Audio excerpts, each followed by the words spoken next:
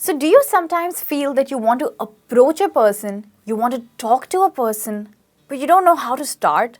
You're wondering that if you say, hello, how are you, or something like that, would that person respond to you or not? And then you're quite hesitant. No, I don't think I should speak to him, or I don't think I should speak to her. Maybe she would not respond or something like that.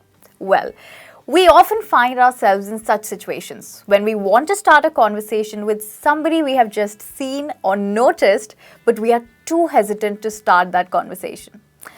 And for such a situation, you need to learn something called as icebreakers. An icebreaker is the way to start a conversation with a complete stranger, with somebody you don't know. And trust me, this is a very important tool for your communication. So it could be at a party that you might need an icebreaker. It could be at your office or possibly at a seminar or at a meeting that you're attending. So you can use icebreakers everywhere. And if you want to learn how to start a conversation with a complete stranger using these icebreakers and interesting conversation starters, then you've got to watch the complete session on Skilopedia, the place to learn skills for the real world.